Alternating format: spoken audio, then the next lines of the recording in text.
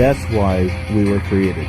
This, of course, occurred somewhere between 200,000 to 250,000 years ago, and geneticists agree now that we do not exist genetically outside of 250,000 years. Before that, we were just hunter-gatherers and never progressed until something miraculous happened. We were created from the being that already existed and was the rightful indigenous species, most likely the Homo erectus on this planet. We were not a transition. We are a transformation. Today we're bringing you the show on YouTube for the very first time. And some of you have followed our podcast episodes that we've been doing for a little over 2 years now. And we're expanding the program by bringing you our topics on a new platform. I am Joe Landry. This is my co-host and good friend, Roy Oldford. We are both police detectives in the state of Arizona, which is where we both live. And we have spent a good bit of time investigating criminal cases. Some of them being a little strange and bizarre in their own right, wouldn't you say, Laurie? Absolutely, Joe. Well, in fact, it was our careers in law enforcement that led us to where we are today, right? We're writing books and having a podcast now about aliens, and now a YouTube channel. So we are going to discuss the ancient astronaut theory, and with our backgrounds in law enforcement and Christian ministry, we hope to provide you all with a unique and well-researched perspective on it. We actually hope to do this with every episode. You can check us out at www.alientalkpodcast.com, our social media platforms, and our podcasts, which you can find on Spotify, Apple Podcasts, Pandora, iHeartRadio, and many others, where we have 7 seasons of deep philosophical discussions about these topics surrounding ancient aliens, UFOs, and the paranormal. Right, we both come from pretty strong religious upbringings that inspired both of us to become deeply interested in the Bible and ancient history, as well as the wonders of the whole universe. So we bring a lot of knowledge to the program, and a lot of enthusiasm as well. So Laurie, go ahead and share your background with us. So a little about me and how I became involved in all of this, the ancient astronaut theory and whatnot. I was raised in a Pentecostal home, and I was practically in church every time the doors were open. I have 21 years or so right now in Christian church ministry, and was even one of those holy rollers you see preaching on street corners, telling everybody they're going to hell if they do not repent. It's hard for me to picture you doing that. Yeah, that was me. I even argued with some about how God didn't create aliens, only humans and animals. However, it was my time in law enforcement where I began to question my religious upbringing after investigating horrific crimes, and where I asked the question so many times, why would the being we know as the divine and benevolent deity allow such evil? It was from there, and after numerous police investigations, that I eventually developed that analytical mind and questioned everything from then on in my career. So in law enforcement, we cannot just take one side of the story when investigating a crime. We have to take everyone's statement and look at all the evidence that we have presented to us. What kind of cops would we be if we only took one side of that story, and that was it? And we only believe what the witness had to say, or we only believe what the suspect had to say. And with that said, as a detective, I had to review all police reports and prepare them for a criminal trial with the prosecution's office, the attorney's office. And I had to critique those reports to make sure the officers had their probable cause statements and Miranda warnings listed in their reports. So when I would prepare a sermon later on during the week, I found myself going through the same process with the Bible. And that's when I began to notice the inconsistencies and the contradictions. After noticing the biblical characteristics of God, they weren't matching up with what we know from today's knowledge of science and astronomy. And I started down the road of studying the ancient alien theory, and which I believe provides us with a better theory of the truth to our origins. Very interesting. Yeah, so what about you? Yes, I also grew up in a Christian family. During my early childhood, I was raised as a Catholic back in my hometown of Pittsburgh. When I was about 10 years old, we started going to Pentecostal churches. We eventually became part of the Assembly of God denomination, and I spent all my teenage years there. As a matter of fact, my dad became an ordained minister for the congregation that we belonged to, so my family was very involved with the services, the Bible studies, and all the events. My brother and I participated in numerous youth group activities, conventions, retreats, rallies, summer camps. And I made a lot of Christian friends, and I had a lot of fun when I was a teenager. I had a lot of fun growing up in the religious background. So we were very much immersed in evangelism and the scriptures. And I spent a good bit of time as a young adult researching, pondering, and conversing about matters of faith and Christian living with other people. So shortly before I joined the Air Force in 1989, my family stopped being part of the Assembly of God and the Pentecostals. And I eventually went back to the Catholic Church while my parents ended up eventually becoming Presbyterian.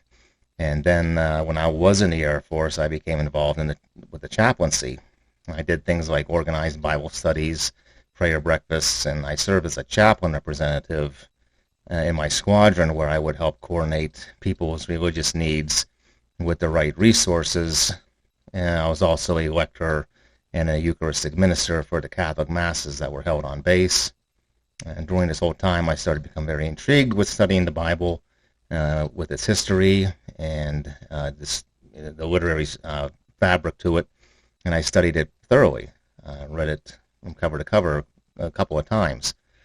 I delved into what is known as apologetics, which is a way to explain faith through an appeal to reason and science, and thus defend your beliefs against criticism, as is kind of put forward in the New Testament on 1 Peter 3:15, that you should show reason to those who ask why you have faith in Christianity. So that led me to want to expand my understanding of religion, all religions, actually, even further by researching it as much as I could. Eventually, I was introduced to Zecharia Sitchin's work, and I started to read up on the whole ancient alien theory and became interested in that. Well, it's certainly something that makes you think, doesn't it? And to think in a way that, you were never thought to think. To question things about all the Bible stories that we were brought up with in our Christian faith ever since we were kids. You start to see things differently from a new and different perspective. And definitely, the two of us here are merely asking the questions and seeing where the evidence takes us, whether it's personal accounts or documented incidents or scriptures from the Bible or the Hindu Vedas or the Muslim Quran. We examine these and discuss whatever is intriguing, and much about it is intriguing. And I would say this is a necessary subject for discussion for critical thinkers, because there is so much that we still don't know about alien life and unidentified flying objects and the unexplained aerial phenomena that have been part of our storytelling for quite a while and have made the news headlines in recent years, very much so. Therefore, we must discuss these things, and I think that the degree of skepticism is completely up to the individual. So we both mentioned Zecharia Sitchin being a big influence on us, as he was for a lot of people, I'm sure. And we started to explore the ancient astronaut theory. So who was this Zecharia Sitchin? What is it about his particular take on the ancient astronaut theory that has become so prevalent in our recent times? Zecharia Sitchin, a Russian-born historian, conducted studies and translations of cuneiform tablets recovered from the Mesopotamia, modern-day Iraq, in the 1960s. He believed these tablets contained ancient mythology, including information about a celestial body called Nibiru, which he identified as an actual planet. In 1976, Sitchin published his findings in the book The 12th Planet, the first installment of his 6-planet series, The Earth Chronicles. He further explains that the tablets, along with the Sumerian mythology, contained knowledge of cosmic phenomena that should not have been known to the ancients. For instance, during that period, people couldn't observe Uranus, Neptune, and Pluto without the aid of telescopes, as they were too distant. These planets were later discovered by European and American astronomers in the late 18th century. However, Sitchin found references to 9 celestial bodies, excluding the Earth, Sun, and Moon, which means that the ancient Sumerians had knowledge not only of Mercury, Venus, Mars, Jupiter, and Saturn, but also of Uranus, Neptune, and Pluto. Additionally, they knew of Nibiru, an entirely unseen planet. Sitchin, the title includes the Sun and the Moon and the planets, resulting in a total of 12 planets in the solar system. It is worth noting that he admitted the other known moons of Jupiter and Saturn. The question arises, how did the ancient Sumerians possess this knowledge without advanced technology at their disposal? This intriguing mystery leads to the fascinating exploration. Now, some believe that Sitchin can't be taken seriously and that his translations of Sumerian cuneiform were wrong. Well, here's the thing. The Sitchin may not have been 100% correct. I give you that. But to be fair, he also could not have been 100% wrong either. He invested over 30 years in translating Sumerian texts, and therefore he must be given some strong consideration.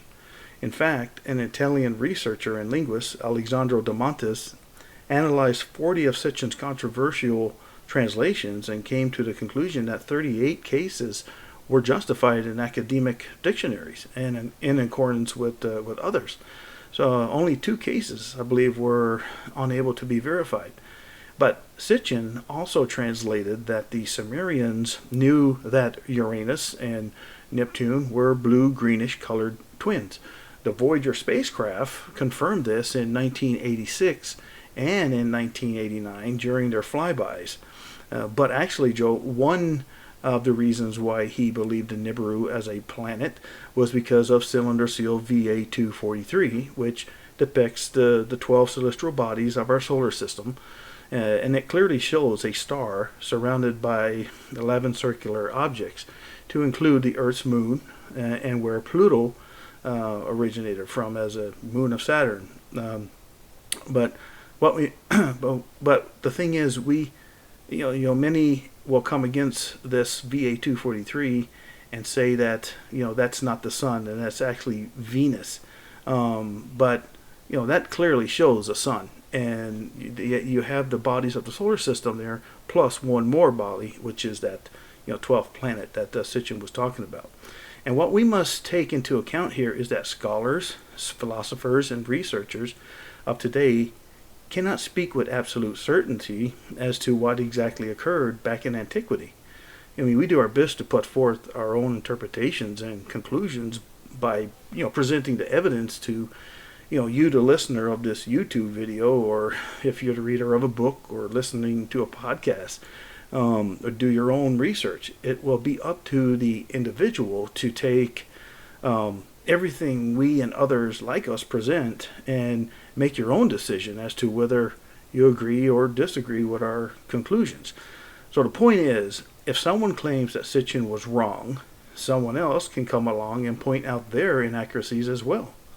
So our goal is to discuss these questionable writings from the Bible and other ancient texts that clearly describe, UFO and contacts with alien species. The material and sources we obtain, we're going to present to you in a manner that is likened to that of presenting a criminal case in court. Showing our research as by a preponderance of the evidence. As you follow our podcast, or our podcast every 2 weeks, or our YouTube channel, which we're open to put up once a month here, you'll be amazed at some of the in-depth topics that we will delve into. It's a fascinating topic, but really it's more than just one topic. It's a pretty broad spectrum of subjects that cover many different topics involving science, history, philosophy, and religion. Actually, Nibiru means the crossing or the cross, possibly in reference to how it crosses the orbital plane of everything else in the solar system. And again, it's odd that the Sumerians would have that kind of astronomical knowledge. There are not too many records found after their time that suggest that ancient peoples had any understanding of a sun-centered universe. Well, yeah, but just look at how difficult it was for the church to accept Galileo and Giordano Bruno's belief about our solar system. They were punished for actually being right. Even today, with all the discoveries of planets and star systems and star clusters, by telescopes like Hubble and Kepler, people still find it impossible for a planet like Nibiru to exist. But the possibility of a planet existing on the outer rim of our solar system is seemingly very high. We are constantly discovering new planets and suns out there.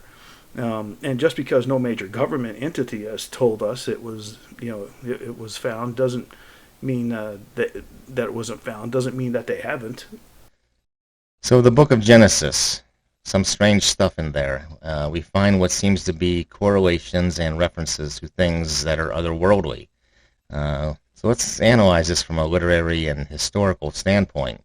One of the things we learned from Sitchin is that a Babylonian creation narrative does indeed exist that is even longer than the one that is in the Bible. It's called the Enuma Elish, which means when in the heights.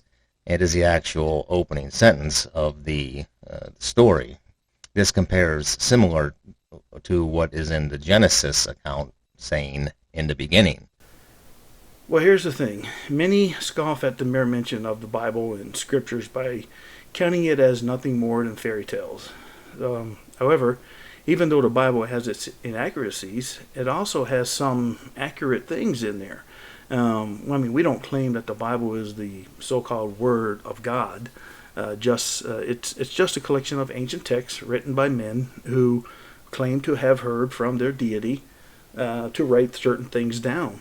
A lot of the Bible contains historical documentation, genealogies, and locations that have proven to be there and true. So far, our research has led us to believe, like the majority of scholars, that the Genesis account is a direct come down from the Babylonian Enuma Elish, the Babylonian creation story, which was paraphrased upon by a newly founded religion in order to fit their own belief narrative. Now, we hope you can see the dots being connected, showing that Homo sapiens are an engineered species by an alien race of giants, quite possibly the Anunnaki of the gods of Sumer, who descended long ago in a search of gold and later became the gods of our earthly religions and instilled the laws of civilization.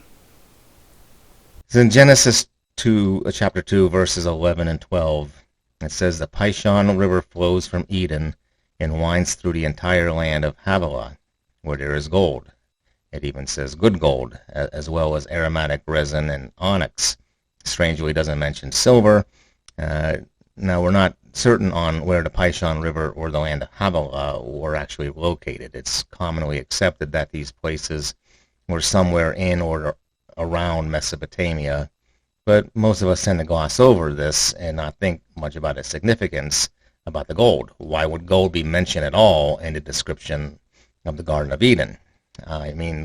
What use would it be to Adam and Eve? They shouldn't have needed it as money, any kind of bartering commodity. They would have no need to buy land or food. They were free to roam as they liked and eat of what they liked, all for free, right?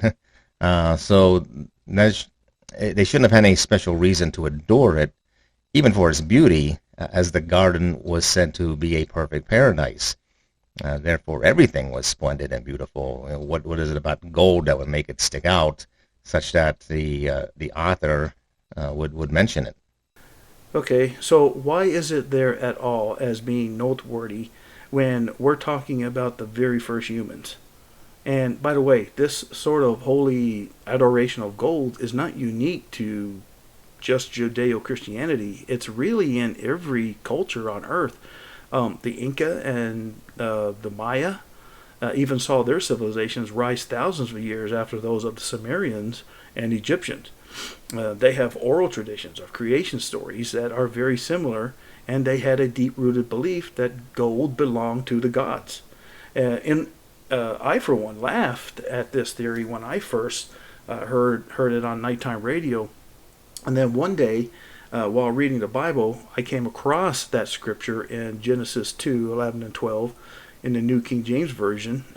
It says, after the deity placed Adam in the garden, and it reads, the name of the first is Pison. It is the one which skirts the whole land of Avila, where there is gold. And the gold of that land is good. Well, then I thought, well, why would God care about gold and how good it was, right? This was similar to what I heard on the radio. Now, that's when I began reading the Zecharia Sitchin books and discovered that the Genesis stories are indeed paraphrased material from a much older source. And you actually bring up a good point. Reference the need for gold. I mean, you're right. There was no currency system at the time, and therefore, what need was there for gold, right? And I am reminded of another scripture in Haggai 2:8. In the New International Version, it says, the silver is mine and the gold is mine, declares the Lord Almighty. And this is most likely the reason why the indigenous people of Mesoamerican culture willingly, without hesitation, gave up their gold to Cortez and the conquistadors, because they believed in that prophecy of their god Quetzalcoatl's return in 1519, the same year Cortez arrived. Right, so the Old Testament as we know it, in the form we have, came about around the 5th century BC when Jewish scribes compiled their canon, which includes the Torah, also known as the Pentateuch, the 5 books, Genesis, Exodus, Leviticus, Numbers, and Deuteronomy. Just after the Babylonian captivity, when the Persians permitted them to return to their homeland of Judah, as mentioned by the prophet Nehemiah. Exactly. Artaxerxes, the Persian king, said that they could return and also reconstruct Jerusalem and the temple, as is said in Nehemiah 6:15 and Ezra 7 and 8. So this is a new period in Judaism, and before that, the Old Testament books did not really exist as a standard literary tradition or a standard literary canon. There were always various and differing sources that were sort of, like floating around for quite some time in the distant past. Much of it was oral tradition, but some of it was also written down on scrolls or tablets. But they weren't consistent or dogmatized, and it wasn't until after many centuries and generations that they came to us as we now know them, which are the epic stories and shared mythology of many cultures, including the Hebrew people, who had their own unique tradition that is derived to some extent from the Sumerians and Akkadians of Mesopotamia. And this connection is made pretty well by just looking at, say, Abraham. He's said to come from Ur of the Chaldeans in the land of Shinar, which is very likely a variant word to Sumer. So the point is, a case can be made to say that Genesis, particularly the first 20 chapters, came from something else, and certainly something much, much older than its compilation in the 5th century BC. Now, there is also an extraterrestrial reason that gold is important, and Sitchin goes into that as well.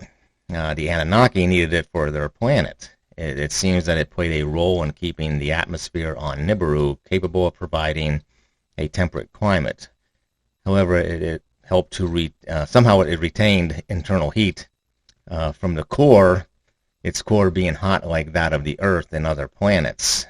So they were able to live on that world with sort of this gold dust aloft in the atmosphere, as the planet would spend a good bit of time being extremely far from the sun with its long elliptical orbit that would take it very far distance from the sun.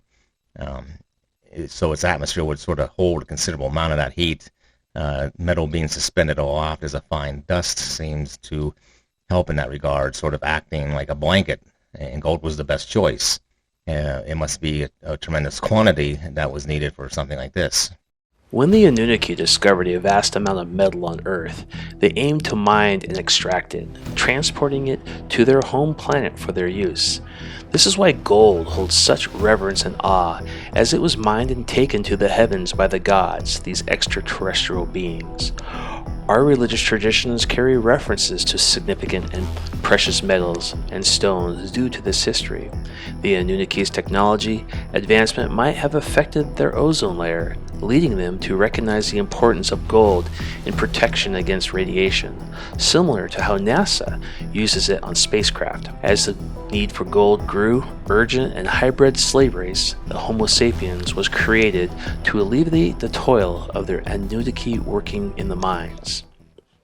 So it makes you wonder, Joe, where or what heaven really is. I mean, think about it. Sumerian gods needed gold for their planet.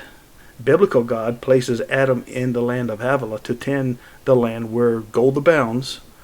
So I'm thinking that our so-called heaven may be a planet such as Nibiru. If we believe in the biblical God, and that God is a Sumerian God, then heaven is Nibiru. It must be Nibiru. Because why would scriptures describe heaven as a city with golden gates and streets paved with gold? I'm thinking that gold pavement will most likely assist with helping the atmosphere, and our creators just absolutely loved it, just like we do. Now, according to the creation story in Genesis, which is not very detailed and appears to only give a condensed version, it attributes creation to God. In the beginning, God created the heavens and the earth. It doesn't go into detail as to when, why, or how everything was created. The Enuma Elish, however, describes creation of the solar system by referring to the planets as God. It describes how the Sun, Mercury, and a planet called Tiamat were the first on scene, and then other planets followed. But it was another planet which they called Marduk, which is also known as Nibiru, was pulled into the solar system and eventually collided with Tiamat, causing her to be split in two. This is the verbiage in the Enuma Elish. So one half was shattered and became the asteroid belt, as postulated by Zecharia Sitchin and also other ancient astronaut theorists like Eric von Daniken. So yeah, one half was shattered and became the asteroid belt, while the other half was then sent into another orbit. That became the Earth that we're rotating on right now. This is why Earth is the only planet that has plate tectonics, because during that collision, Tiamat was cracked open in the vacuum of space. It now had to coalesce and condense upon itself down to the smallest sphere it could possibly be, which is the planet we have today. It's like when you see liquid doing the same thing, kind of like in the space station. Astronauts release into the air in the space station with zero gravity. The water turns into balls, turns into spheres. The same would have been done with molten material in the formation of planets like the inner solar system: Mercury, Venus, Earth, and Mars. And now that brings us to the creation of Adam and Eve by God, creating them from clay and then a rib, and placed them in Eden to tend and till the land. So a Sumerian story is that Enki, an Anunnaki god, a scientist, created humans as a slave species. They created the Adamu and placed them in the Eden to mine the gold, thus telling the tale of human origins as a primitive worker and slave species. Again, that's why we were created.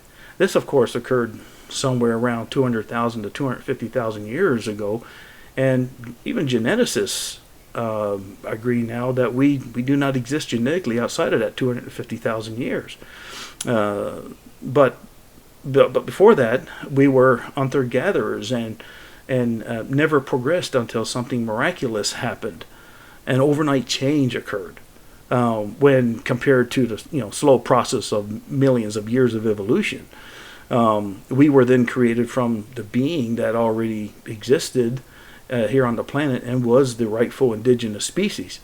Most likely the Homo erectus, or possibly the Almas on this planet at the time. And that's why we have 99% similar DNA as the primate. The gods placed their mark upon us, the primitive beings, and created us in their image and after their likeness, just as the Bible says, and other ancient texts.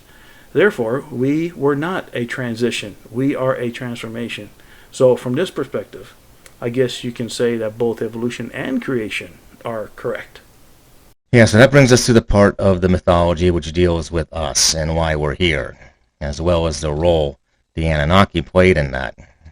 The Enuma Elish has them making humans as our creators, and as you mentioned, that happened in Eden. Now, the word comes from the Akkadian word for plain or step, and Hebrew may be related to the word for pleasure, but it doesn't seem to be a specific place. At least we can't find any substantial reference to its location. It's a little bit vague, even with the mention of the Tigris and Euphrates rivers, which we are familiar with their location in modern-day Iraq, and the undiscovered rivers of the Gihon and the Pishon rivers. That makes it very unclear. So these four rivers may just simply be used as Babylonian allegory for paradise, as we have other cultures that make references to a garden paradise being in other places. It may not mean a specific spot, but instead a state of existence. So do you think that Eden is where some believe, that being in Mesopotamia and the Persian Gulf, or is it about something else, maybe something bigger? And what does it have to do with us being created by the Anunnaki? Well, this goes back to your earlier comment on the land of Havilah, which also appears in Genesis 25:18, where it's described as a territory opposite Egypt in Shur and towards Assyria. So I believe it was a small, secluded area with a biosphere of some sort and a large landmass encompassing a sizable territory, which is why we cannot find it. Since the land of Havilah is mentioned as having gold, and gold that is good, then it makes sense that Adam/the-Adamu, which are our ancestors, were indeed created to tend and till, per the biblical account, and to mine the gold, per the Sumerian account. We were created to become the primitive workers and slave race. We were created to worship/work for, which Hebrew word for worship is avad, and the gods/Anunnaki/the Elohim or /the extraterrestrials. Now, a couple of other sections of Genesis account that are of utmost significance in Western cultures are the flood and the Tower of Babel. Now, we'll get into the flood at another time. That's for another episode, because there are a lot of other traditions that tie into it, especially when we get into things like the Book of Enoch and the Epic of Gilgamesh. But let's hit the Tower of Babel for a bit. In chapter 11 of Genesis, it describes all people having one language, or at least a common speech. That in itself seems peculiar, because we know that new dialects can evolve relatively quickly, especially when groups of people are separated from one another. So this is implying that humanity was pretty close-knit, and it says they settled in a plain in Shinar, most likely meaning Sumer, and said that they wanted to build a city with a tower that reaches to heaven, to the heavens. Now, you bring up this in your book, Ori, Let Us Descend, the Biblical First Contact, where we find God not only referring to himself in the plural, as Elohim, but also showing himself to not be this all-knowing and all-present deity. As it says, he comes down to see what everyone is doing, and when he or they find out, he or they are not pleased. But instead of just stopping them, it says that God confused their language and scattered them all over the earth. So you claim that this shows God is not behaving like a spiritual being, but really more like a physical one. You go on to point out other scriptures where God, as Yahweh, is said to be flesh and blood, meaning he's organic, he's a creature, much like we are creatures. Do you think these strange depictions of God as all-powerful and dwelling in the sky, yet also this, same regard on coming down among the people, and sometimes actually face-to-face with the people, do you think that this is a result of early humans encountering these creatures and not being able to comprehend them at that time? Yes. He and they have to be flesh and blood creatures of some kind. First hint from the Bible itself is, let us make man in our, that's plural, image, and our, after our, another plural, likeness. If we are in their image, plural, then they must have heads with eyes, noses, mouths, and arms, legs, etc., right? They're organic. So in the Bible, God speaks, he walks, he travels about the sky, he rests, he eats, becomes joyful, sad, angry, and jealous. The world view, the traditional perspective of God is not the same as to what's recorded in the Bible and Torah. The all-knowing, all-powerful, and ever-present deity is described in Genesis as not knowing what's occurring on earth and not seeing some events happening. But he had to descend in order to observe what's taking place. And a good scripture describing this is Genesis 18, verses 20 and 21. And in the New King James Version, then again, the chapter is describing an ancient first contact, actually. So, And the Lord said, the outcry against Sodom and Gomorrah is great, and because their sin is very grave, I will go down now and see whether they have done altogether according to the outcry against it that has come to me, and if not, I will know. In this passage, the Lord is portrayed as a flesh and blood being, not human. If we take the Bible literally, this being could be an extraterrestrial, as the alternative explanation that is a non-human entity. If God is believed to be beyond this world, then, by definition, God is an extraterrestrial. Ancient people lacked the vocabulary and understanding of modern technology, leading them to describe what they witnessed using symbolic language. Descriptions of beings with faces of bears, bodies of lions, and wings like eagles were their way of portraying unfamiliar entities.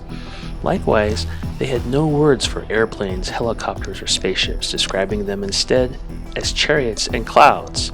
For example, the first contact at Mount Sinai is depicted as Yahweh descending on the mountain in a cloud that produced smoke and fire, as ancient people struggled to articulate the encounter. Yes, thank you for joining us. We're very glad to present this YouTube video to you, our very first one. If you enjoyed it, please click the like icon and subscribe for more videos in the future. We also encourage you to check out our books that the one Lori has written, Let Us Descend, the Biblical First Contact, and the one that I have written, The Gnostics Fire. They're available through Amazon and Barnes & Noble, as well as some other book-selling platforms. And you can get a free preview of them on Google Play. So please help support us with what we do here and purchase a copy. We think you'll really enjoy them.